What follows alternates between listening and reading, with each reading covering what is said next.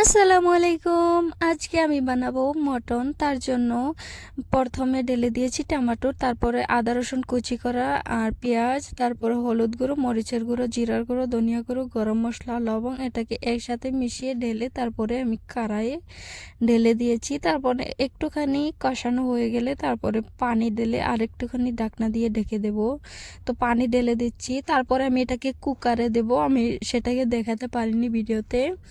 তো আমি কুকারে ঢেলে 20-15 মিনিটের মতো ছেড়ে দেব। তারপরে এই দেখেন আমার মটন হয়ে গেছে।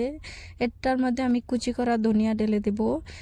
এটা মটন কমপ্লিট হয়ে গেলে তারপরে আমি মাছের তিতা বানাবো। তার জন্য আমি কড়াইতে তেল ঢেলে পেঁয়াজ ঢেলে তারপরে আমি ওই মাছের তিতাটা বেগুন দিয়ে মশলা দিয়ে আগেই একসাথে করে রেখেছিলাম, মাখিয়ে রেখেছিলাম একটুখানির জন্য। তারপরে এই পেঁয়াজগুলো ভাজা হয়ে গেলে বেগুন এবং মাছের তিতা এটাকে একসাথে ঢেলে ঢাকনা দিয়ে ঢেকে দেবো। এই তো দেখেন আমার আদা হয়ে গেছে। তারপরে আরেকটুখানি ঢাকনা দিয়ে ঢেকে দেবো 5-6 মিনিটের মতো।